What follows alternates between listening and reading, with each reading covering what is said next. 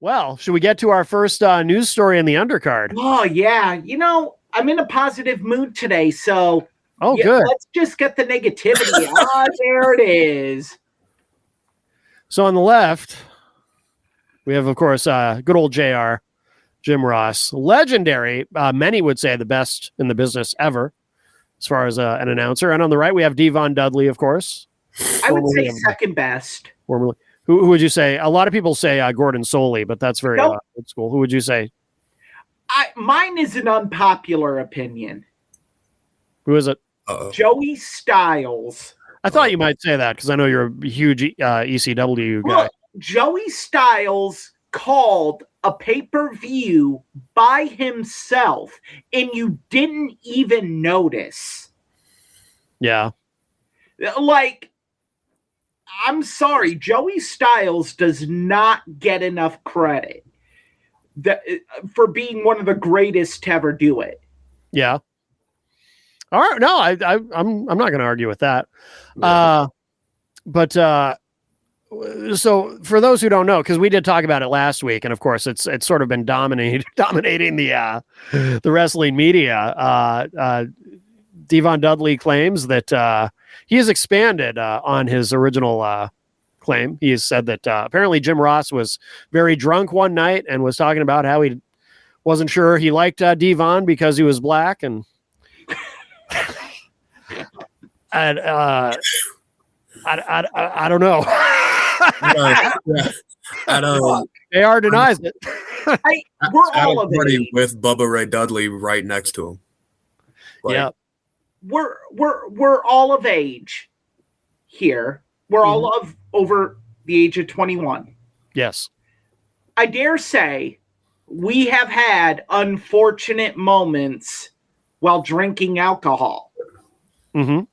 I dare expound further that we have said regrettable things while under the influence of alcohol.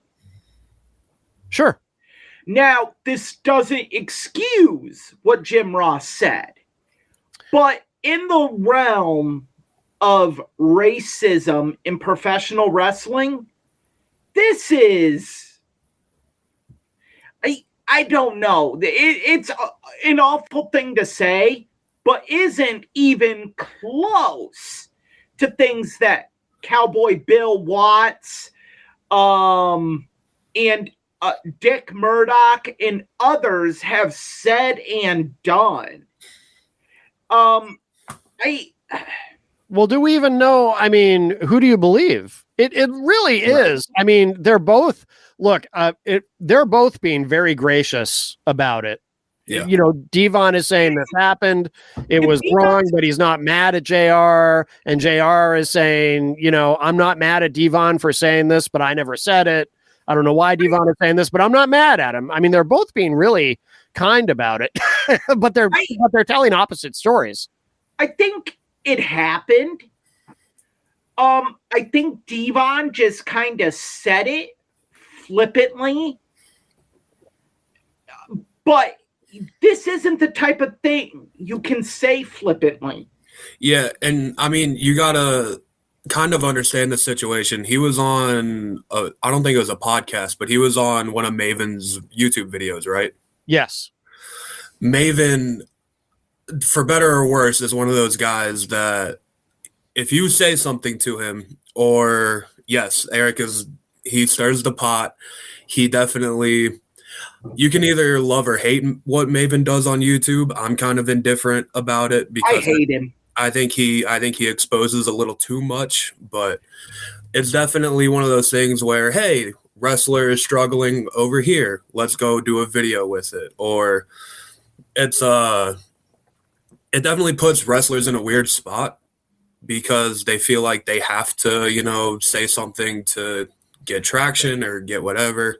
And I know Devon has a YouTube channel of his own, I believe. And Yep. He's been very successful.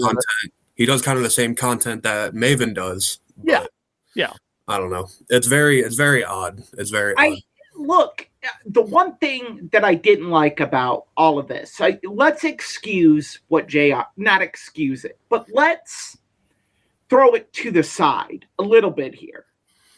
The one thing I disliked about this whole thing is when JR said he basically accused Devon of being on hard times right now and looking for attention. Mm-hmm. And it's like, no, that's wrong for you to say. And it immediately paints you as being defensive on the whole situation because you're kind of burying Devon. And Devon is having a lot of success with his YouTube channel.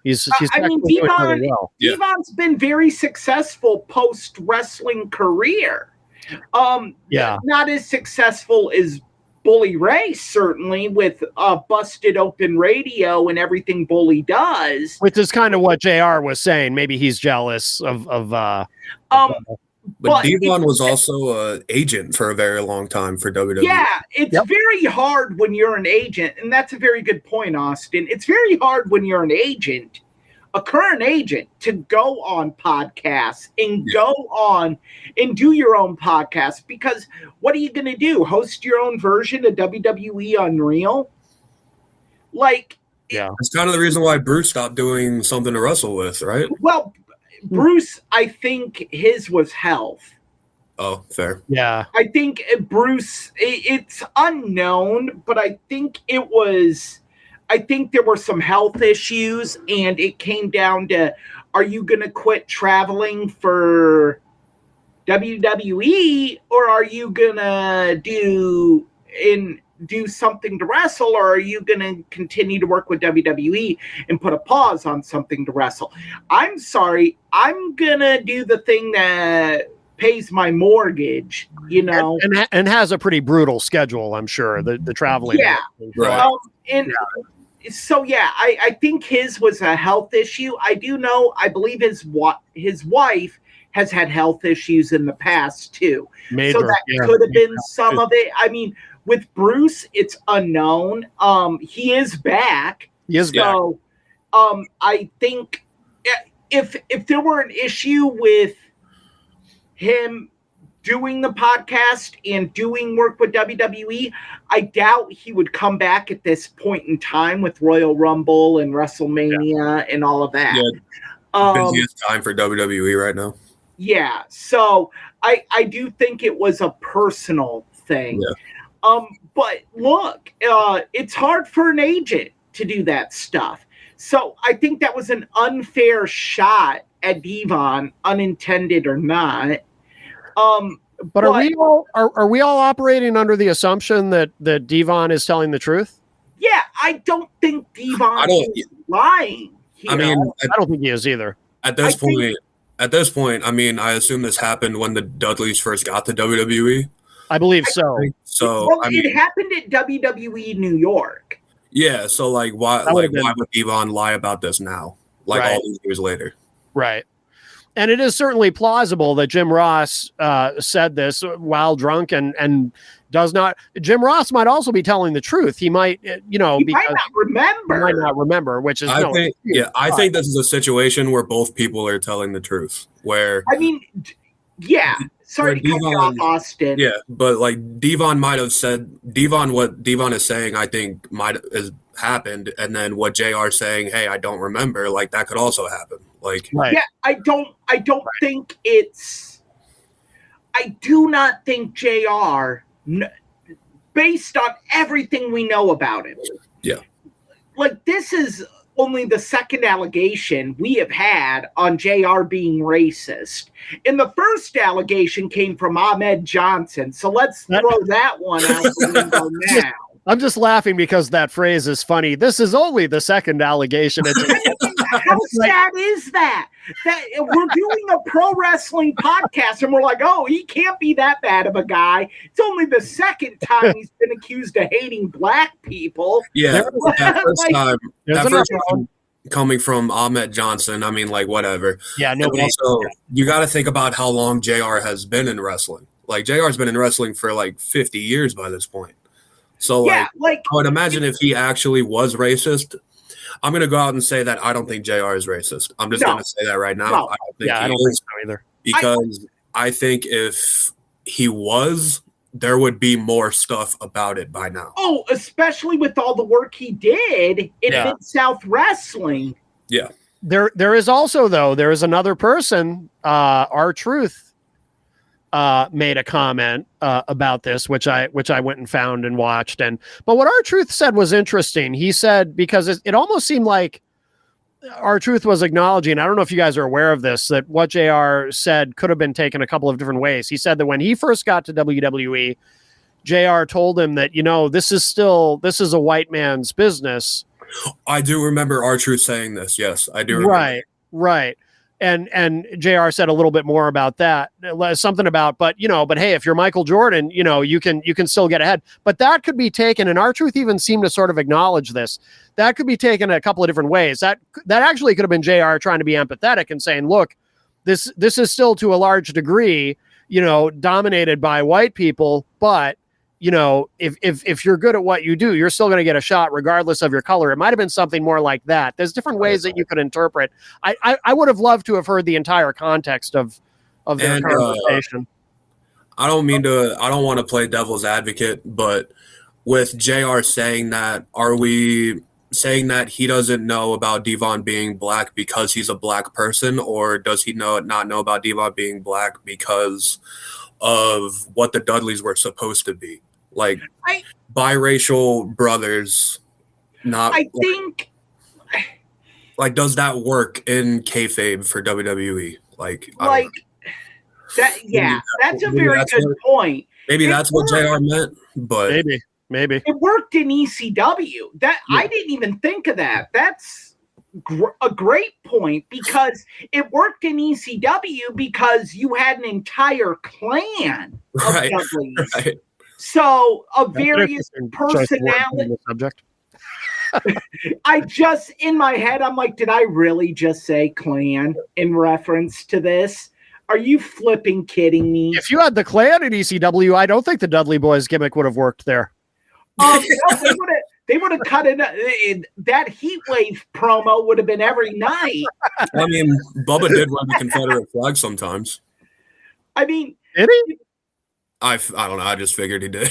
I don't know. No, I kind of doubt it. I mean, look, I think it worked in ECW, but I think that could be what JR was saying. Like, who buys your brothers? One of you is black. Right. Yeah. So it's not like an Undertaker and Kane situation where they're both 7 feet tall and kind of the same build. It's like, okay, Devon, a little short, buff, not the same color as Bubba. Bubba being a little taller and a bigger guy, like no one's gonna buy these guys as brothers. But I mean, no matter what way you look at it, I mean, what he said to Devon was wrong. Like to say that out loud, like I think. I hate saying this, but the one thing when Devon recounted this story to me is, what was the context of it?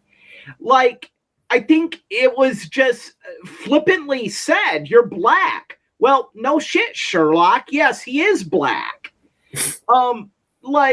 So I don't know. I do think both of them have handled the situation as well as they could.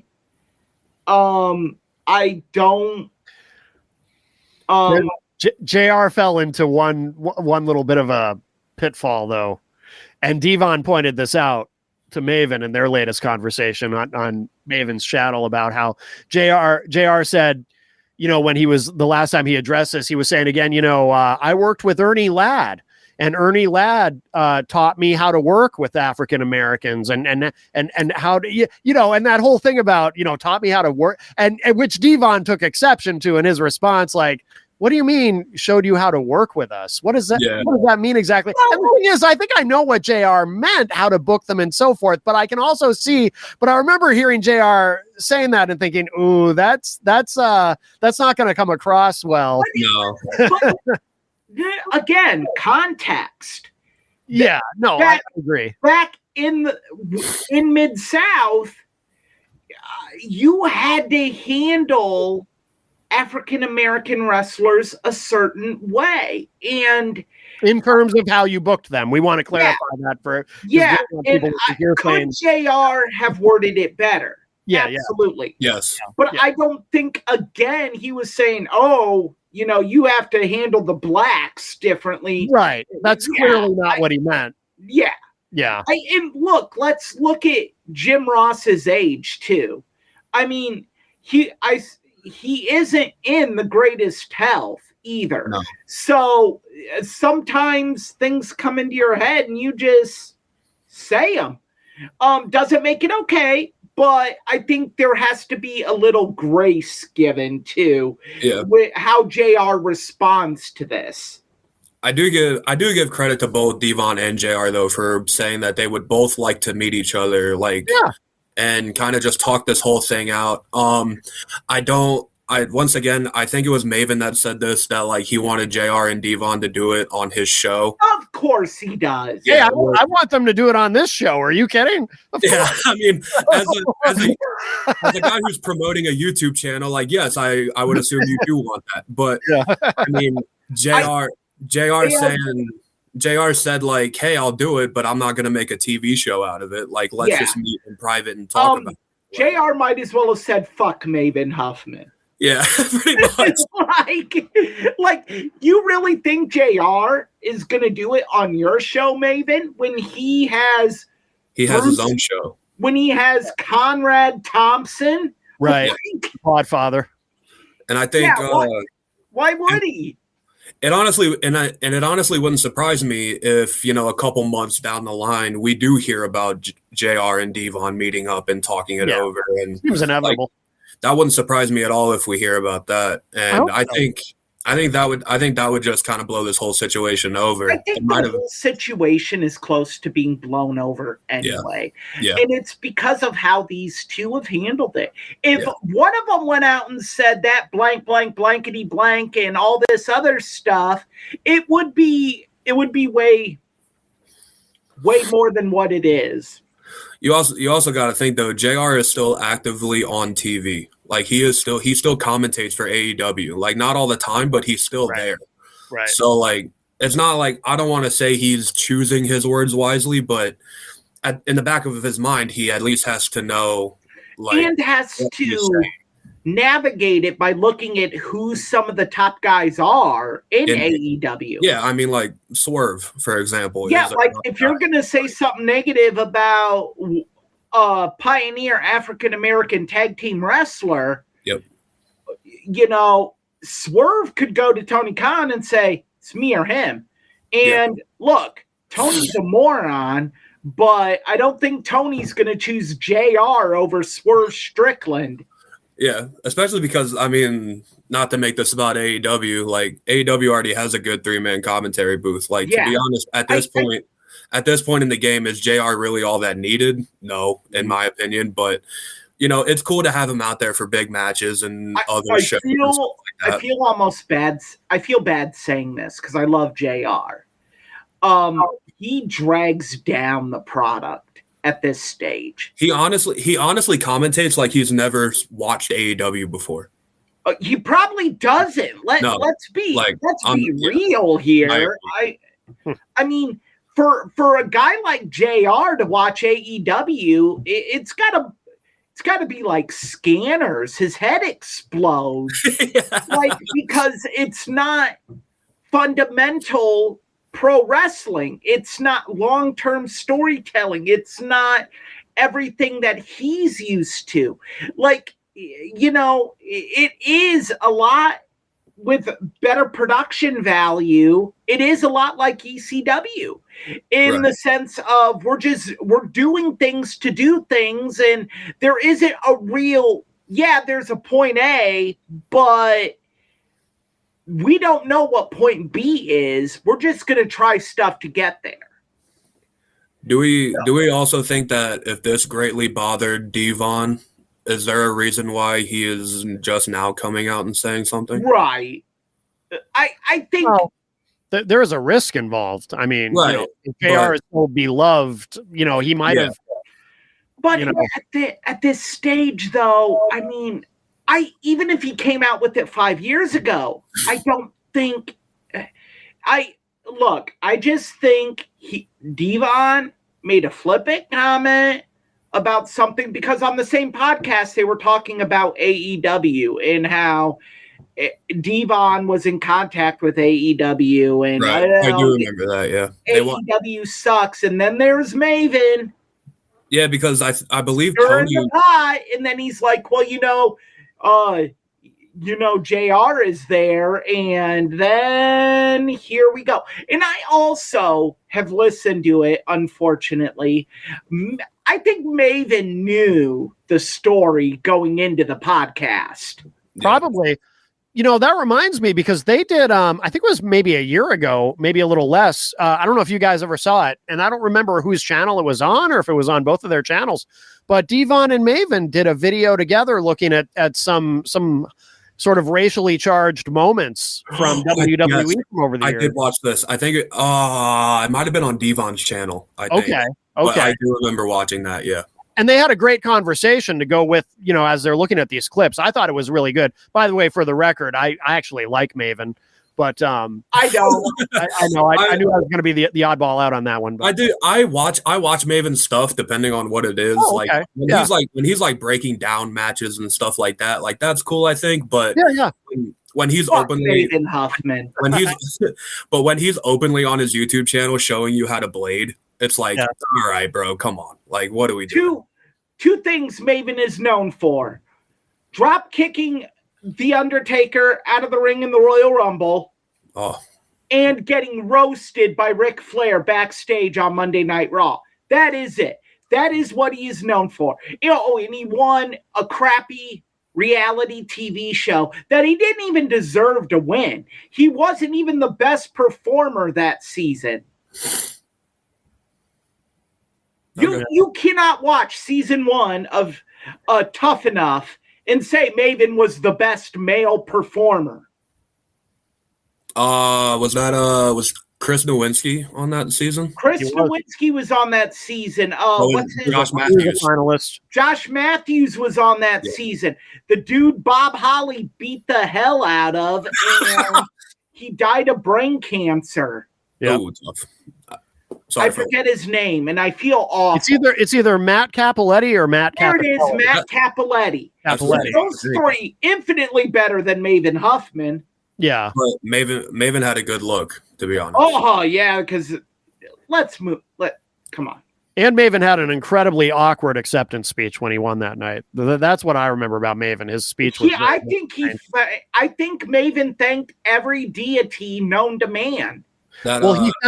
What was awkward was I remember him saying, I want, and he said it multiple times, I want to thank everybody who came before me in this business. It's like, dude, everybody who came before you just want a contest to be there. You're talking you had a regular 9-to-5 job a month ago. Everyone that came before you and paid their dues. Yeah, he's talking like he just headlined WrestleMania, and he's thanking everybody who paved the way for him. It's like, dude, you just won this contest. You just got gifted a position guys broke their backs for literally. To be fair to Maven, that drop kick at the Rumble is a good moment. Yes. No, that I agree. Eric will not agree. We can talk about that because I'm sure we will. Royal Rumble memories, main event. Oh, that's right. That's true.